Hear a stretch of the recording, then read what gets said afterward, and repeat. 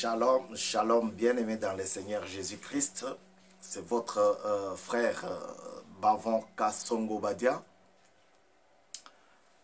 Vous êtes sur Mukulu Télévision dans votre émission, dans notre émission intitulée Le parfum de bonne odeur pour Jésus, pour Jésus-Christ.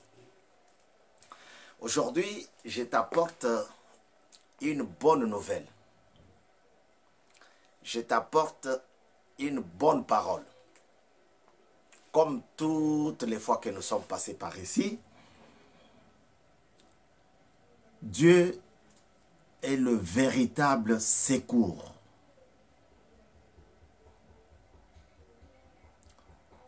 Dans les moments difficiles. Dieu est le véritable secours dans les moments difficiles. Alléluia. Et il est étonné. C'est Dieu, hein? Il est mécontent.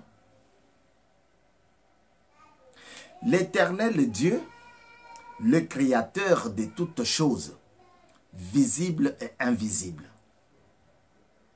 Il n'a pas la joie quand il voit son enfant, ses enfants, aller chercher de l'aide ailleurs. Pendant les moments difficiles, comme celui-ci. Coronavirus, Covid-19. Nous avons eu des informations, d'autres vérifiables, d'autres avec beaucoup de difficultés pour les vérifier. Mais le Covid, il y a beaucoup de pourcentage de confirmer que c'est une maladie. C'est un microbe qui s'est échappé, du laboratoire. Le président américain aussi vient de faire cette déclaration-là. Bon. Mais nous sommes là pour constater, pour faire voir à travers les époques, à travers les écrits, que Dieu n'est pas content quand il voit son fils, sa fille, ses enfants aller chercher de l'aide ailleurs, du secours ailleurs, pendant les moments difficiles. Pendant ce temps-là, Dieu veut que tu retournes vers lui. Il n'a pas d'autre souhait. Il n'a pas d'autre plaisir que de te voir revenir à lui. Lorsque la vie devient dure, difficile, lorsque la maladie, la pandémie prend cette ampleur d'achever, de tuer 1500 personnes par jour. Dans d'autres places, 900 personnes. Dans d'autres pays, 800 personnes, 500 personnes. Même si les chiffres sont un peu contestables dans certains pays. Mais Dieu veut que quand ça viendra comme ça, quand ça deviendra comme ça, que tu puisses retourner vers lui. Vous savez, la pandémie Covid-19 tue beaucoup de gens. Mais il y en a aussi qui sont tués depuis par la jalousie, par la haine. La haine tue. Moi, je préfère qu'il n'avance pas. Moi, je préfère qu'il ne puisse pas avoir de l'argent, avoir un travail, un bon travail. Je voulais qu'il n'ait pas de mari, qu'il n'ait pas une femme. Maintenant qu'il a eu... Et ça ronge le cœur. de plus que coronavirus. La haine de l'autre. La calomnie. Alléluia. J'ai publié Exode 20, verset 16. Il y en a qui m'ont demandé, qu'est-ce que tu veux nous dire? Non, c'est un verset biblique comme tous les autres. Nous sommes là pour apporter une bonne parole dans le cœur brisé.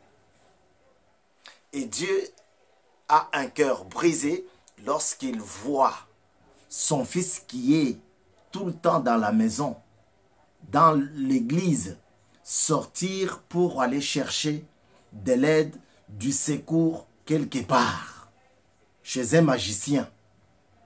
On nous a dit que c'est une maladie qui va ronger, qui va terminer, qui va ravager, qui va faire mourir toute la famille. Alors, nous, on veut aller se protéger. Et vous partez, tu pars chercher de l'aide, du secours chez le magicien, la magicienne, parce que tu vas me dire, ah non, mais moi j'étais chez la magicienne, je n'étais pas chez le magicien. Chez le marabout, chez les personnes, des divinités, des esprits mauvais, chez des sorciers, tu vas chercher à être protégé. Parce que on t'a dit, alléluia, tu n'es pas le seul. Et ton comportement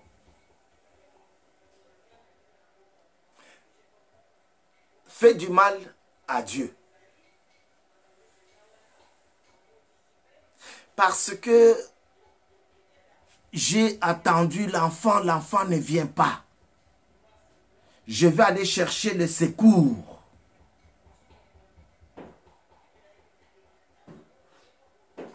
Parce que j'ai attendu le mari, il ne vient pas. Il faut que j'aille faire un petit tour chez le marabout. Et il va me protéger. Il va m'envoyer un mari. C'est plus que coronavirus. Alléluia. Parce que moi, je voulais être comme ça. Un homme, quand je suis là, les gens voient que je suis là. Et Dieu n'a pas permis, Dieu ne m'a pas donné de l'argent. Alors je vais chercher de l'argent chez le marabout, chez le magicien, chez le féticheur. Souvent, c'est là-bas, chez le féticheur. Je vais le voir comme ça, je vais avoir beaucoup de sous, beaucoup de moyens. Je vais acheter beaucoup de véhicules. Comme ça, quand je suis là, les gens voient que non, il y a quelqu'un. Et beaucoup se sont rendus là-bas et sont devenus fous parce que le diable, quand il te donne, il ne te donne pas pour rester comme ça. Non, il attend. Il te donne à gauche et il le récupère à droite. Il te donne la fortune, mais pour quelques années, 2-3 ans, tu es... Ah, c'est lui qui avait... Ah oui. C'est lui qui était... Ah oui. Un honneur éphémère.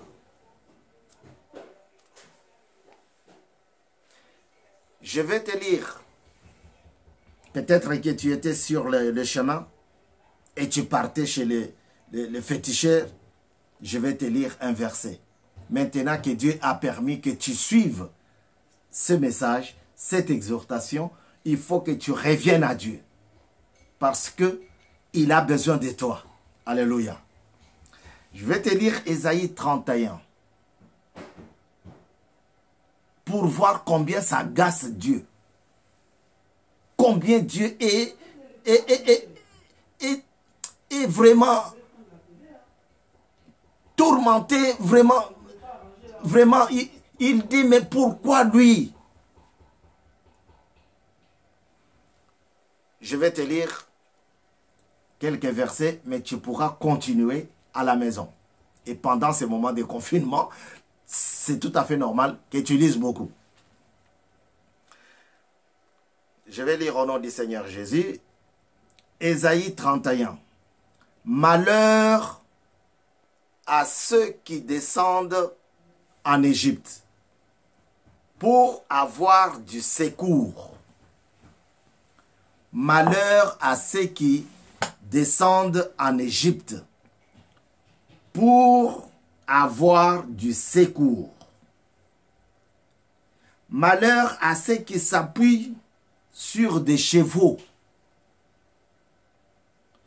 et se fient à la multitude des chars et à la force des cavaliers, mais qui ne regardent pas vers le sang d'Israël et ne recherchent pas l'Éternel.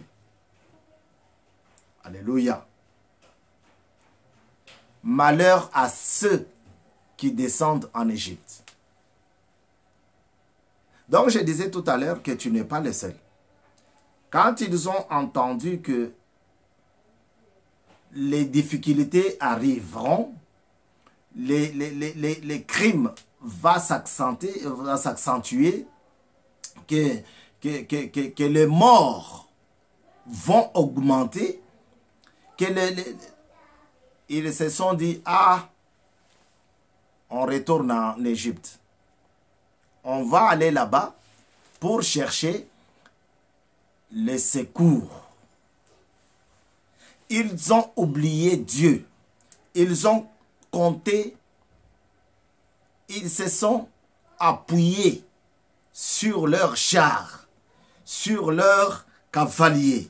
Ils se sont dit certainement qu'à cause de nos chars, on va courir vite et on va avoir du secours. Mais ils ont oublié. Ou bien tu as oublié que David a dit,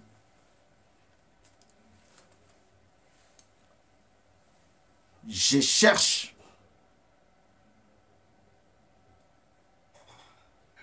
ton secours. Plusieurs fois, David a déclaré chercher le secours de l'Éternel. Pendant ces temps difficiles, il se réfugiait toujours, il retournait toujours dans la présence de Dieu. Et Dieu dit, malheur aux enfants rebelles. Nous revenons un peu en arrière, verset et chapitre 30. Aux enfants rebelles qui prennent des décisions, des résolutions sans moi. Alléluia. Tu as tout le temps la parole de Dieu dans ta bouche. Mais lorsque la vie devient difficile, tu te perds, tu paniques. Tu paniques. Tu commences à chercher le secours ailleurs. Il y en avait 3 devant David. 3 montagnes. Il crie, il cherche le secours de l'Éternel. Et il constate que le secours était sorti d'une seule, était venu d'une seule montagne. Alléluia. Dieu veut que tu cherches rien que ça fasse pendant le Covid, pendant les moments difficiles, puisque ici, l'Égypte, tu ne descends plus à l'Égypte. L'Égypte, c'est chez les féticheurs, c'est les marabouts, c'est les magiciens. C'est des gens qui te donnent la parole que je vais te garantir, je vais te protéger. Et pourtant, ce sont des choses éphémères. Je vais te donner de l'argent. Vous savez, il y a des gens qui vont faire des fétiches pour garder leur travail, pour garder son travail. Et même au niveau professionnel, on connaît que lui, là, il a des protections. Il parle comme ça parce que son marabout, son magicien, non, non, non, non, non, non. Mais Dieu veut que ses enfants le contactent d'abord. Et il leur donnera du repos. Le repos de Dieu est un jour léger. Le repos de Dieu, selon Matthieu, l'évangile selon Matthieu, chapitre 11, verset 28, Dieu dit, venez à moi. Vous tous qui êtes fatigués et chargés. Peut-être tu es fatigué à cause de cette pandémie. Tu es toujours malade. Tu n'arrives pas à avoir une bonne santé. Tu n'arrives pas à avoir un bon travail. Tu n'arrives pas à avoir un bon mariage. Tu n'arrives pas à avoir des enfants. Tu n'arrives pas à avoir... La liste est longue.